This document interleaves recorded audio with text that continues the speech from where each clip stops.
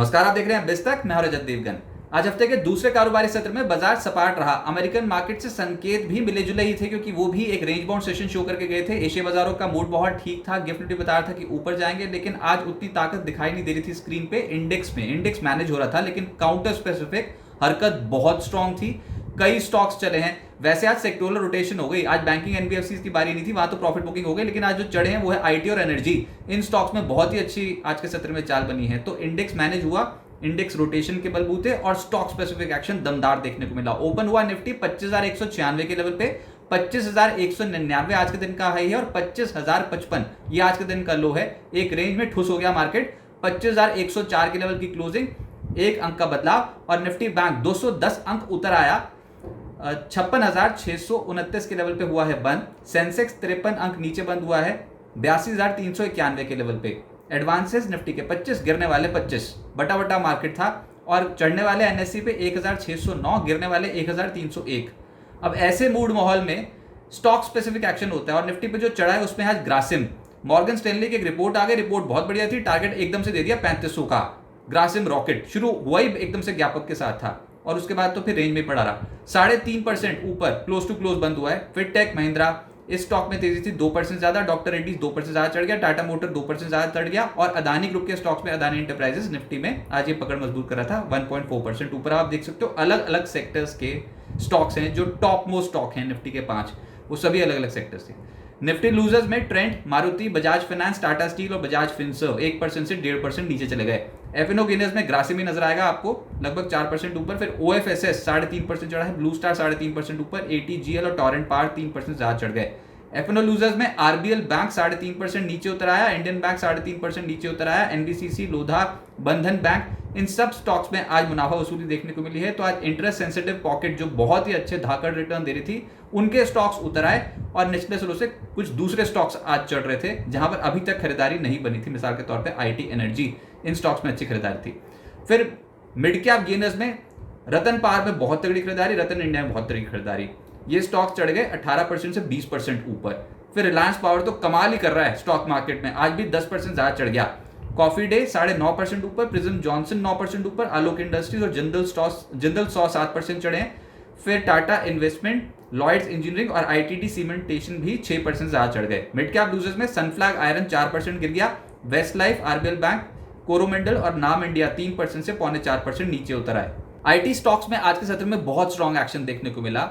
1.8% तो इंडेक्स ही चढ़ा, और अंदर के कंपोनेंट सब चढ़ गए। ओएफएसएस 4% ऊपर चला गया। परसिस्टेंट का स्टॉक 3.25% चढ़ गया। एम्फेसिस 2.5% ऊपर रहा। एलटीआईएम 2.5% चढ़ा है, और कोफोर्ज और टेक महिंद्रा जैसे स्टॉक्स भी 2% ज्यादा चढ़ गए। अब मुद्दा यही है, आईटी तो किसी के रडार पर नहीं आ रहा था।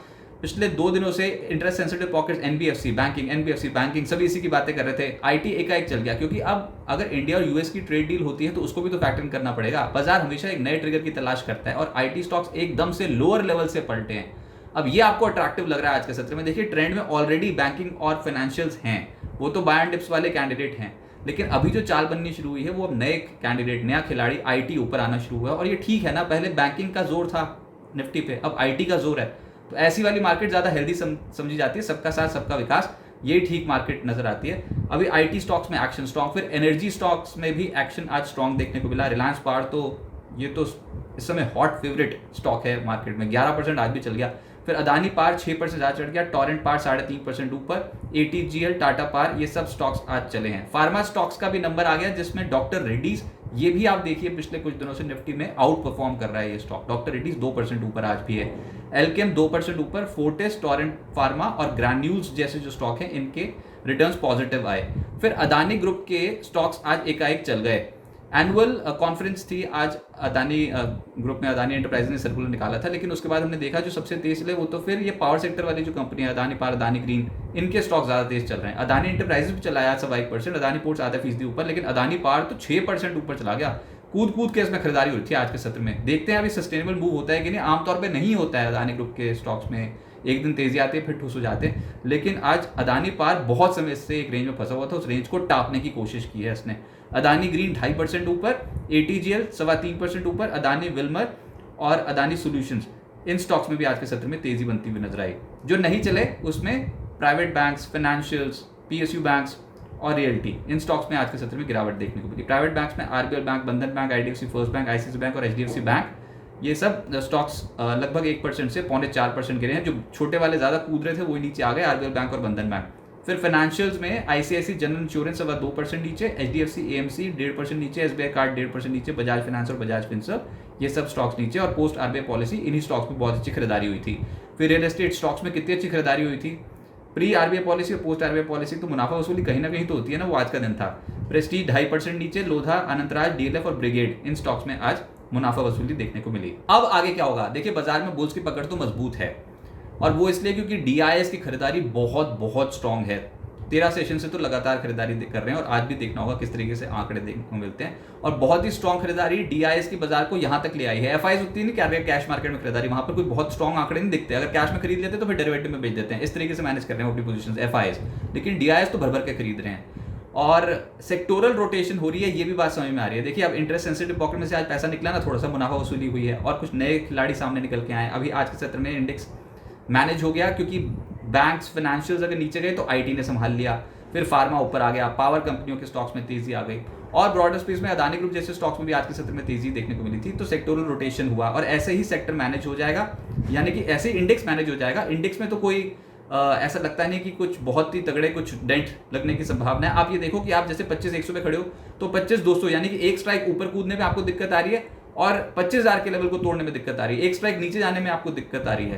तो इसका मतलब ये कि ऑप्शन राइटर्स ने पोजीशन ही अपनी इस तरीके से डिजाइन कर रखी है कि वो बाजार में प्रीमियम्स खाना चाहते हैं अभी तो, और ये आपको दिख भी रहा है पोस्ट आरबीआई पॉलिसी 12 नून। इसके बाद से हम देख रहे हैं कि प्रीमियम्स जो है कॉल पुट साइड के, यानी कि स्ट्रैडल स्ट्रैंगल्स, वो जो राइट करके बैठे थे उनको बहुत अच्छा मुनाफा हुआ है इस बार। तो प्रीमियम्स गल रहे हैं ऑप्शंस के, और ऐसी मार्केट देखने को मिलेगी। ऑप्शन राइटर्स का जोर ज्यादा रहेगा। 25,200 का जो जोन होगा, इसी को टाप के दिखाओ पहले, तो यही सब ट्रेडर्स मान के चल रहे हैं कि इसी रेंज पे ही कामकाज होगा। इनफैक्ट मैक्स पेन लेवल जो इस वीकली एक्सपायरी का है वो 25,050 का ही है।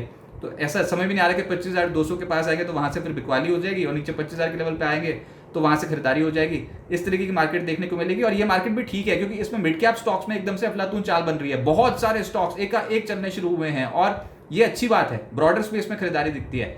निफ्टी के जो अहम लेवल्स हैं, रेजिस्टेंस लेवल ऊपरी साइड पे 25,220 और फिर 25,300 को तो बहुत ही इंपॉर्टेंट रेजिस्टेंस है, क्योंकि वो सितंबर 2024 से लेकर अप्रैल 2025 का जो पूरा ड्रॉ करके देखो उसका 78% रिट्रेसमेंट आता है 25,300 के लेवल पे। तो 25,300 तो बहुत ही तगड़ा रेजिस्टेंस इस बार मार्केट के लिए है। देखते हैं लेवल क्रॉस होता है कि नहीं। और निफ्टी की जो सपोर्ट लेवल है वो है 25,050 और 25,000। इस लेवल के नीचे फिलहाल तो जाना मुश्किल है। अगर इसके नीचे जाके सस्टेन करना शुरू कर दिया तब दिक्कत बढ़ेगी, नहीं तो टिल देन एक डायरेक्शनलेस मार्केट रहेगी। इंडेक्स स्पेसिफिक मिड कैप्स का जोर ज्यादा रहेगा, और इस हफ्ते यूएस और भारत के सीपीआई महंगाई आंकड़े आएंगे, उन पर भी नजर रहेगी। बाजार डायरेक्शनलेस भरे ही हो, लेकिन आपको भी स्टॉक से निकलना नहीं चाहिए, क्योंकि ये मार्केट हेल्दी है, ये बाय ऑन डिप्स की मार्केट है। अनलेस एंड अनटिल कुछ ज्यादा ही कुछ इंटरनेशनली कुछ ऐसा हो जाए, डोनाल्ड ट्रंप फिर से एक्टिव हो जाए, कुछ उन्होंने उल्टा सीधा बोलना शुरू कर दिया और ट्रेड डील्स कहीं खटाई में पड़ गई, तो वो देखना पड़ेगा। लेकिन अभी तो पहले चाइना के साथ उनकी वार्ता चल रही है 2 दिन कॉन्टिन्यूसली, तो देखते हैं चाइना और यूएस के जो ट्रेड टॉक्स हो रहे हैं उसका फाइनल आउटकम क्या होता है, उस पर बाजार रिएक्ट करेगा पहले तो। उसके बाद फिर इंडिया का नंबर है, इंडिया के साथ भी यूएस ने डील करनी है,